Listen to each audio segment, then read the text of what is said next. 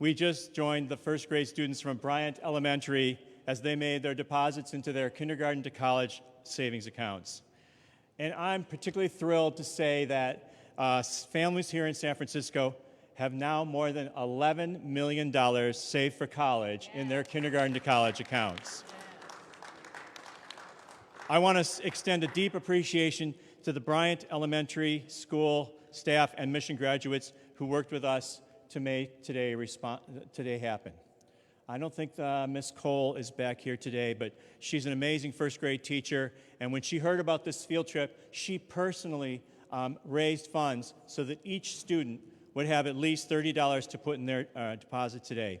And Mission Graduates has supported every student today to help, and many others across the city, to put money into their college savings accounts. I want to confess that back in 2011, then Mayor Gavin Newsom and I started this program, K2C, so that every student in our public schools would know that they have a future worth saving for. And more important than the money itself, this $11 million that's saved means that there have been millions of conversations in every household that these students live in about their possibility of going to college. That is the purpose of this program. The real research showed that putting money into a college savings account, whether it's a lot or a little, begins a conversation that ends up with children going to college. And that's what we wanted to see happen for every child here in San Francisco. Kindergarten to college promotes a college-going identity amongst all the students in our public schools. But San Francisco's not alone in this program. K2C has been replicated across the country with over 100 active college savings accounts today, reaching more than 1.2 million kids in 39 states in this country. And in 2019, California created the Cal Kids program, a statewide universal CSA program for every child born in California. Governor Newsom expanded that program in the 21-22 budget with an investment of nearly $2 billion.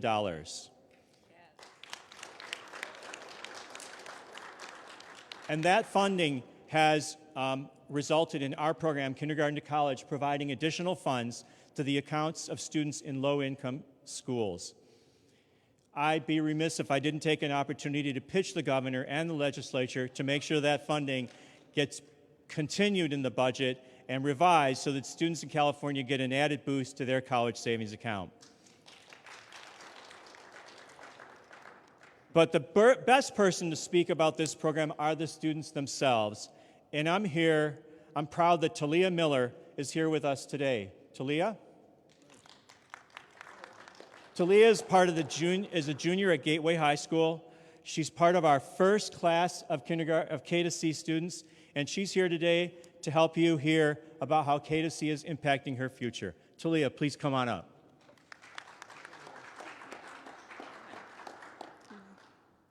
Hi, my name's Talia Miller. I go to Gateway High School and I'm a junior. So when I had first found out about K through college, it was in kindergarten and I was like, I didn't really think of it as anything, I just threw the paper away.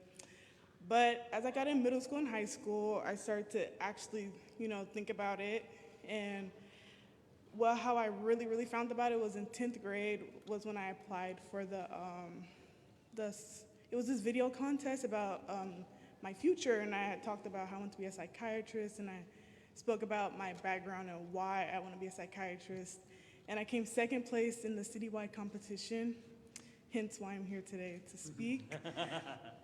And now that in the upcoming fall, I'm going to be applying to colleges, so I figured that these funds are going to really help me out.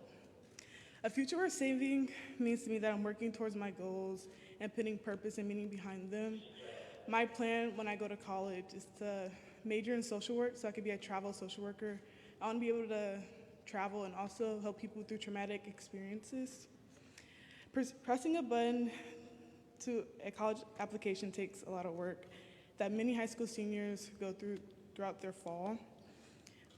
It's only because some students, they may not qualify for certain scholarships or grants or may not have the assistance, or they don't even know what they want to pursue. It's easy to say that I want to apply to 20 colleges, but there's factors that I have to consider, which are financial aid, housing, and location and other aspects. I got an early acceptance into Shaw University and Charles Drew, which is in Los Angeles.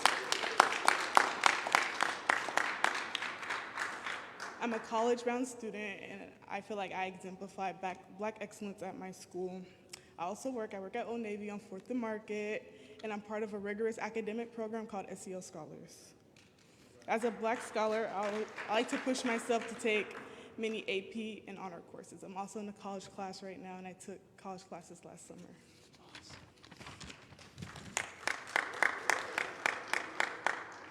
If I were able to change a couple of laws, I would ban the SAT and ACT. Only because it was kept to keep minorities out of colleges, hence is why there's HBCUs and HSUs. And I feel like a test score should determine where you go within a 3-hour test period. Thank you for having me.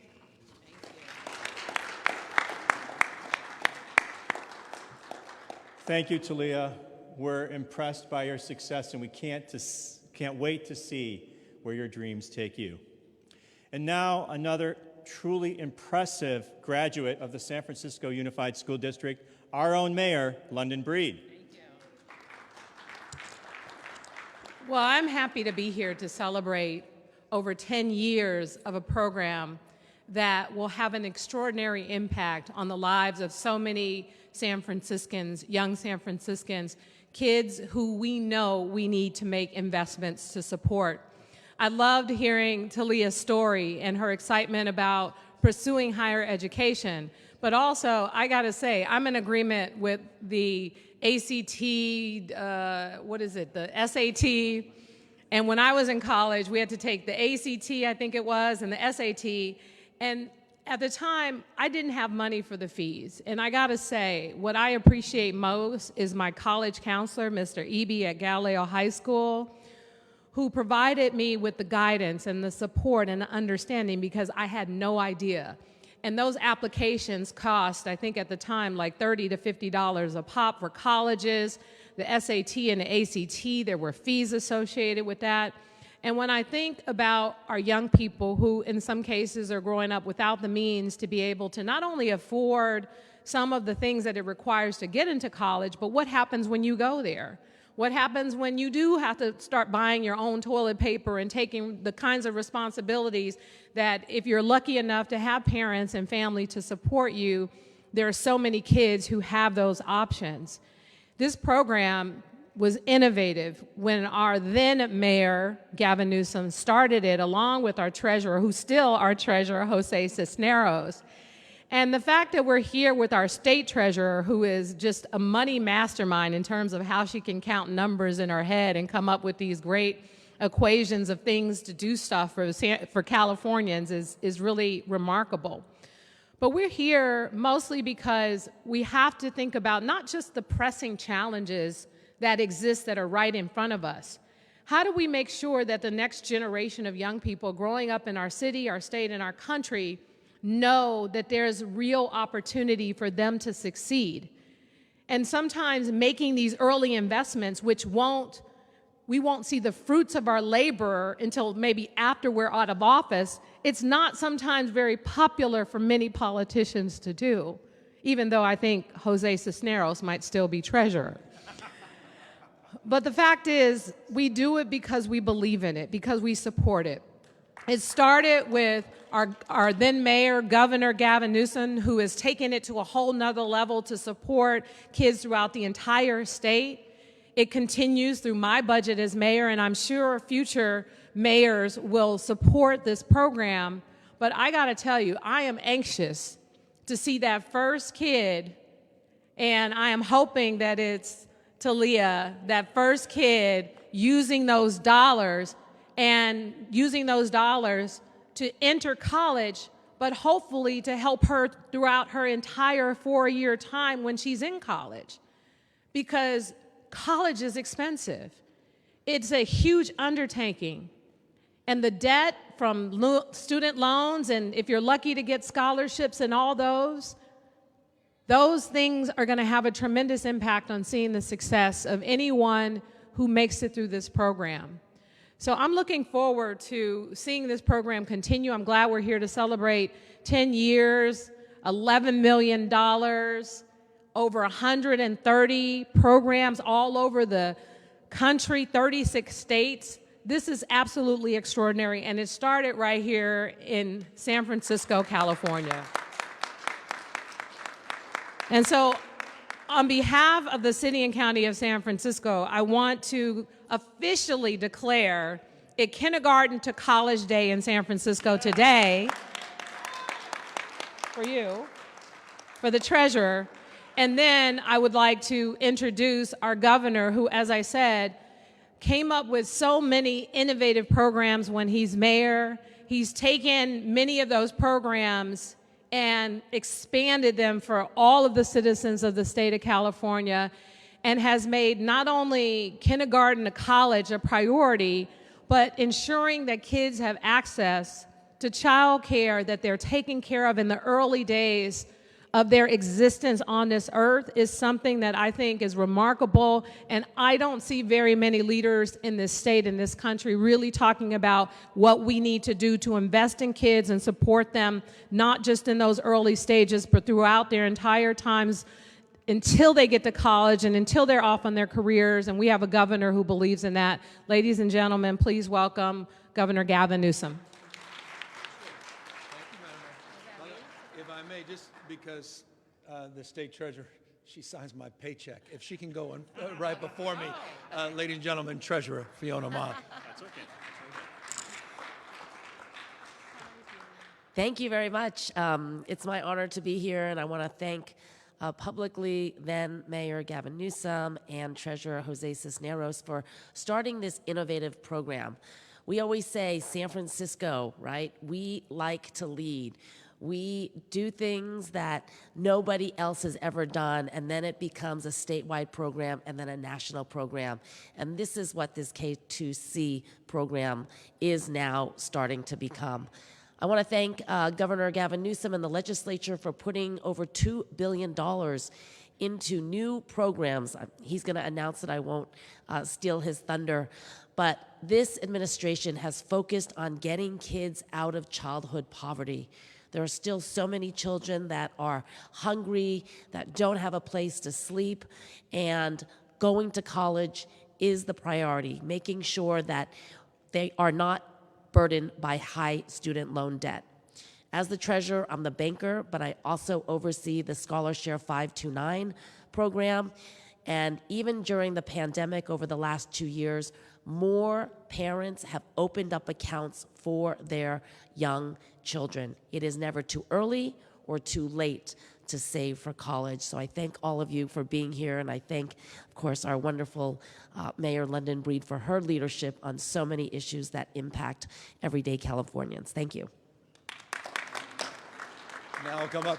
Let me thank the treasurer. Let me thank your treasurer, and obviously let me thank Mayor Breed for the privilege of opportunity of coming back quite literally to the same space where this initiative was announced a little over 11 years ago. In fact, I see some reporters, I think you were there, which is remarkable. You're still here as well. But what I'm so proud of and impressed by is the commitment of Jose Cisneros and his team to this program. And I say that because the success of this program was not predetermined. We had done something no other state had done at the time. We had the privilege of having Arnie Duncan, who flew out in the Obama administration, tipping their hat to this program as one of the nation's best practices. There was hope and expectation that we were going to stretch the minds of our children. We made the point 11 years ago, in fact, quite literally.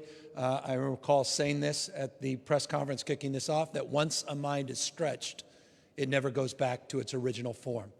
This idea of creating a college-going mindset at a very young age, we believed would have a profound impact.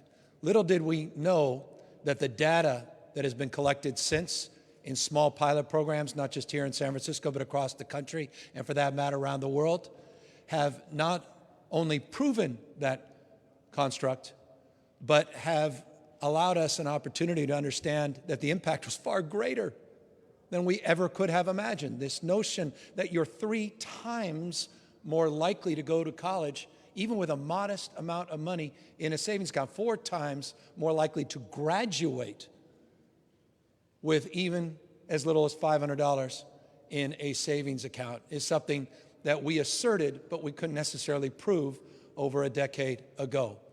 This program has been incredibly impactful. Jose said it, I think, incredibly well, this notion of all these conversations that never would have otherwise been taking shape with households. Opportunity to have a savings account and the dignity that comes with that. Well over half the folks in public education, their parents don't have access to checking and savings, yet their child has a checking and savings account in him or her name. Dignity comes with that. Respect comes from that. Different conversations emerge from that. This is not just about creating a college-going mindset. It's also about, as Mayor Breed so eloquently said, addressing the issue that defines so many other issues in our state and nation, and that's addressing the disparities that persist in this city, the state, and in our country. Not just issues around income, but wealth. We talk so much about income inequality, not enough about wealth disparities. This is also about closing wealth gaps. This is also about creating conversations around financial literacy. Why we can't figure this out as a state nation is beyond me. The basics, being able to balance a checking or savings account, of course you have to have one to be able to balance it. And so I'm incredibly proud of this city. Close to 50,000 of these accounts. The $11 million is great, but 50,000 opportunities to create a different pathway. And you just met one young lady who I can't believe we're back, and you're so old now. And a junior, about to be senior, heading off to college. That's extraordinary. And so we're proud, and I'll just close on this, that the old frame, success leaves clues. Because of your faith, devotion, and commitment to this cause, it gave us the ability to go to the California legislature and make the case that we can bring this to every part of California.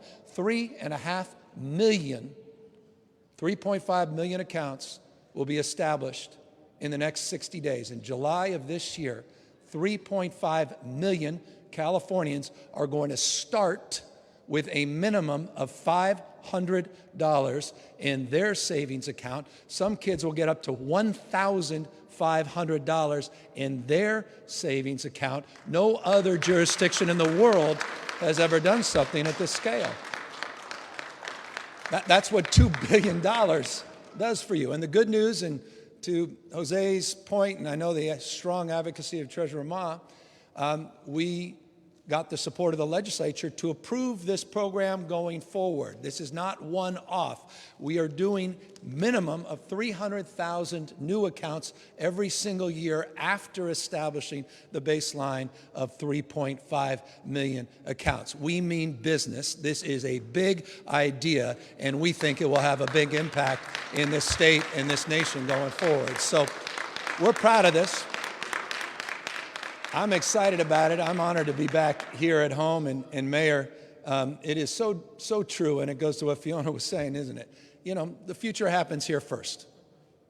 You are, in so many ways, the city and county, America's coming attraction, not just the state of California's coming attraction. And I love that about this city. You're in the future business, as they say. And we are mining a much brighter future for tens of thousands of San Franciscans, millions of Californians, and the hope and expectation of a program that we can see replicated and expanded to hundreds, millions and more all across the United States. Congratulations on K to C Day in San Francisco.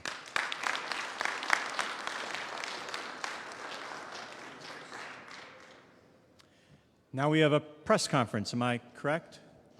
And we're open for questions about kindergarten to college or anything else people are interested in asking about.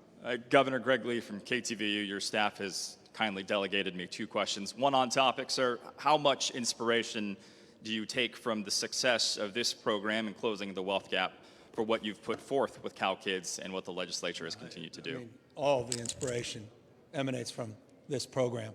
But more importantly, the commitment, not just the passing interest of the treasurer and the treasurer's office to drive this thing.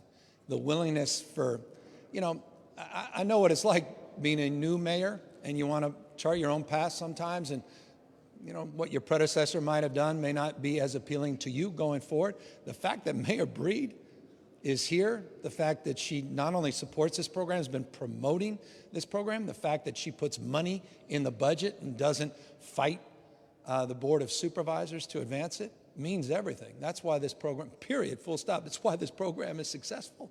It's because of their leadership, and because of them, that gave us the ability to go to the legislature and say, look at what the city and county of San Francisco is doing, not done doing. And we can do that too in every part of the state. And we were able to use some of that surplus last year, and we drove this in the legislature. I remember putting in the January budget, just pinching myself saying, even if we got it, this is kind of a secret, even if we got half the money, this would be amazing. And then, lo and behold, the legislature said, oh no, we're good with the $2 billion, but we actually want to build on that. We want to take this idea that we were debating a year prior, and that's that second program that the treasurer is managing, and now establish that more permanently for every child, not just those entering kindergarten, but every child in California gets a minimum of $25, gets the ability to get an additional $75. There's all kinds of incentives. And then that program will start to merge with this program. So we're doing, again, something at scale. It's never been done in any jurisdiction anywhere in the world, to our knowledge. And we think the consequences could be profound. And when people lament because they don't have confidence in the future and they're just feeling a little fearful and anxious, and that certain things will always continue to be, poverty, despair, I mean, this program may prove some of them wrong. And that's why I'm so motivated, excited, and so proud and honored that I was invited here today. Governor, one more off topic. The Senate Judiciary took up your care court plan today, and as you know, there have been opponents to that plan, and chief among those concerns today had to do with civil liberties and potential disproportionate effect on people of color. So I wanted to give you an opportunity to respond and how much leeway you see in statutes and things that may change the initial framework of your plan. Can I put you on the spot? I mean, it's such a privilege to be here with a mayor who not only gets it, but was up in Sacramento yesterday, helping us get things done with this care court by advocating on behalf of not only people here in the city and county of San Francisco, but all across this state that are suffering on the streets and sidewalks because of our commitment to the status quo. She and I share one thing in common. We're not interested in the status quo. And I couldn't be more proud to have her support of the care court along with her other fellow mayors, but no one could speak about her position better than the mayor herself. So I'm honored that she was there and here today. Well, I'll just add that the fact is, disproportionately, for example, what we see in San Francisco with people who struggle with behavioral health challenges out on our streets tend to be people of color. And so I don't think it's fair to continue to use that argument as it relates to what we need to do to try to help these same people who are not only struggling, but end up dying. And we have specific examples of people that we have tried to help. People who sadly have substance use disorder. The drugs that they've taken have impacted them mentally and led to real challenges that are not necessarily reversible. We're not saying that there's this one-size-fits-all solution, and we understand that people are concerned about civil liberties. But every resident of this city, you see those same people out there who might be running in and out of the streets without shoes on, this one elder woman who takes off her clothes and walks around in a blanket, and people are wondering, why aren't we doing anything? Why are we allowing people to live without dignity because they supposedly have rights to do it? And I am tired of those arguments.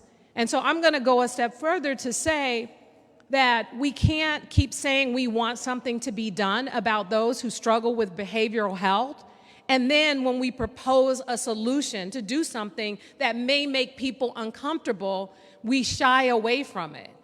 We can't keep doing the same thing expecting a different result. So that's what I would say to the argument is, just imagine if the tables were turned and that was you out on the streets.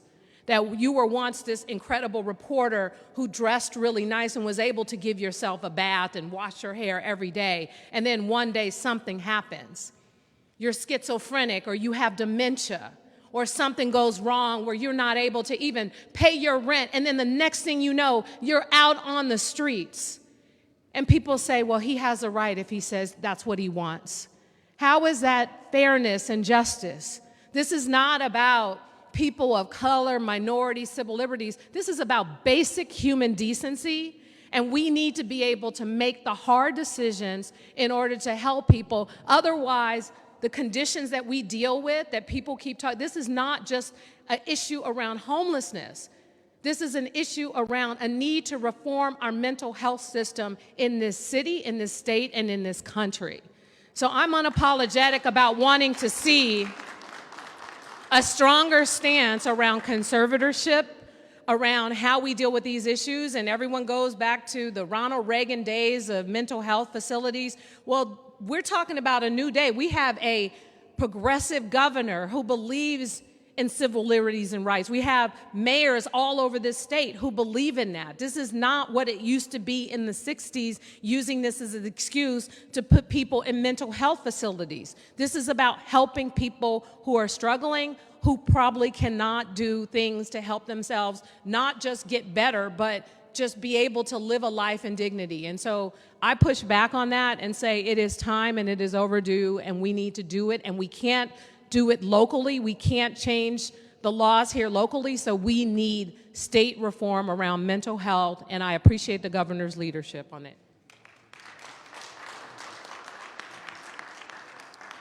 Question off topic, David Welch, KCBS Radio. Governor, any updates on the gas rebate? We're working with the legislature. We'd like to see a rebate move forward. People of the state need relief. It's not just gas, it's inflation, it's cost of living, which is through the roof. Inflation, 8.5%. Other cost constraints and challenges, particularly for working families.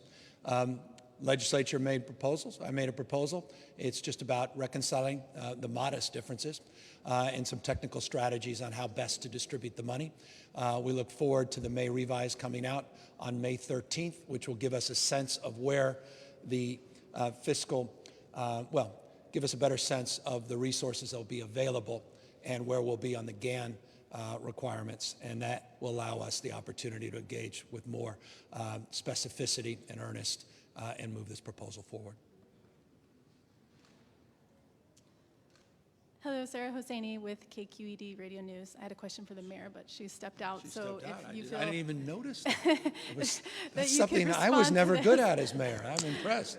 I wanted to ask a question about San Francisco Chronicle's year-long investigation into how San Francisco is failing to create basic humane conditions in the SROs for formerly homeless people.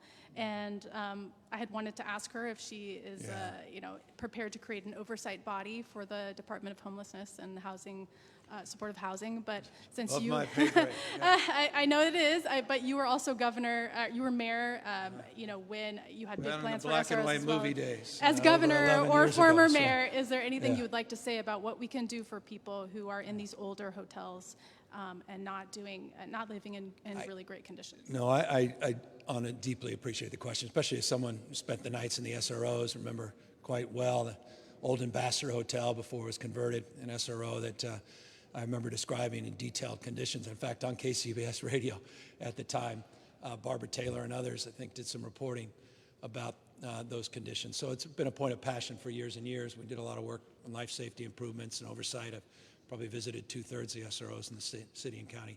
I don't have the benefit of your reporting. I don't have the benefit of current conditions. I don't have the benefit of the status of where the city's efforts are in that space. So it'd be inappropriate, I think, for me to express opinion beyond just a broader appreciation for the essential nature of the SROs to the broader healthcare delivery and quality of life for those that are on the margins in this city, and a recognition that historically there's been an enormous amount of work to maintain oversight in terms of health and safety standards in many of the SROs in this city.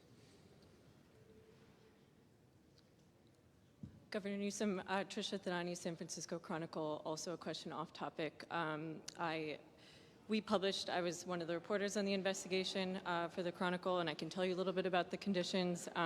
We detailed extensive issues from vermin infestations to rats to cockroaches to falling ceilings, people feeling like, it was inhumane. We found severe underfunding, inadequate staffing. Are you aware of these? And many of these were set up under you from Care Not Cash. Are you aware of any of these conditions? Of course. And what can be done? Anyone who's been to an SRO anywhere in the United States understands these conditions. These are not unique or distinctive to San Francisco. It's the nature of inadequate housing supply that has not been built up over the last half century. These things were designed for a world where we have many returning GIs. Going back in World War II as temporary housing. You have kitchens that are available for an entire floor. Many of them are private. The overwhelming majority are privately owned, managed, some under master lease programs. Nonprofits are good, some lousy nonprofits, some, so I don't have the benefit. I did not read. I'm not aware of your, and let me just be specific. It's inappropriate for me to comment about your investigation about the city and county.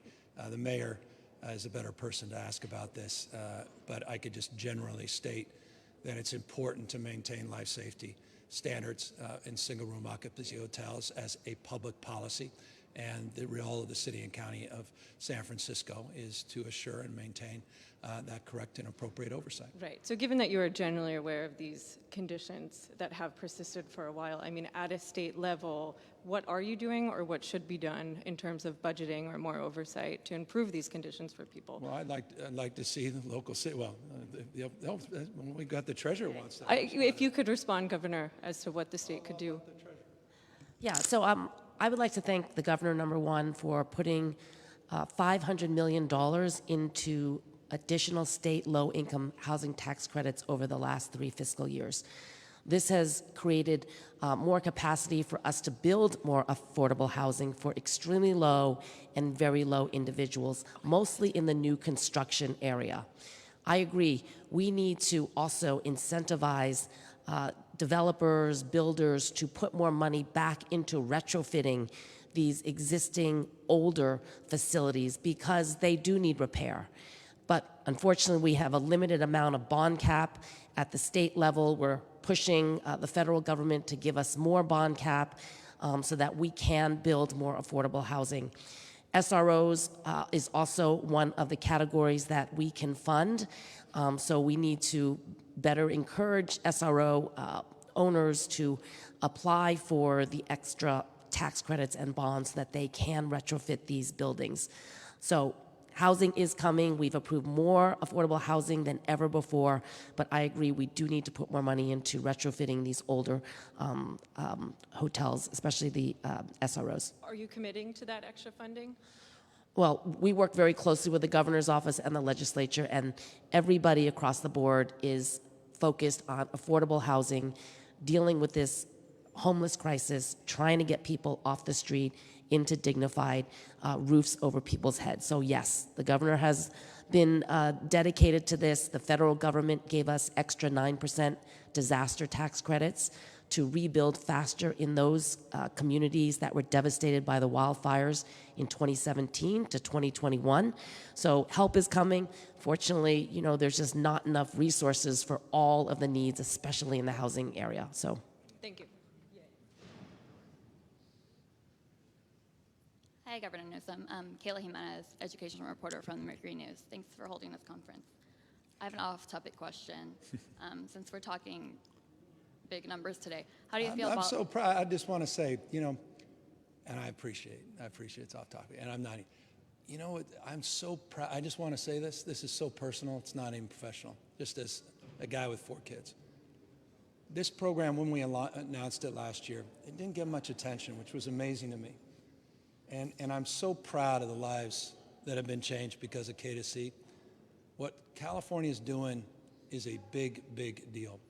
And I hope one day we'll fully start to appreciate what really, sometimes we major in the minors and we miss what's right in front of us, some of the big, bold things that actually address people's feeling of disconnection with government, local, state, federal, that they don't have their backs, they're not doing things that are impactful or meaningful. This, I think, is impactful and meaningful, and I'm proud of it. And I'm proud that philanthropy is stepping up and making direct contributions to many of these kids. It's a big and exciting program. Forgive me for reinforcing it. That's me going off topic as well. You have the right to do that. I want to go off topic by getting back on topic because I'm really, really proud of our treasurers here and the incredible work they're doing. Forgive me. I'm happy to answer your question. Thank you. Like I said, we're talking big numbers today. So how do you feel about Elon Musk buying Twitter? Oh, I have no comment about that. Okay.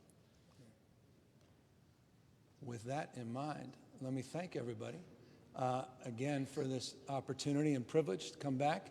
Ms. Treasurer, it's your press conference. Anything you'd like to close with?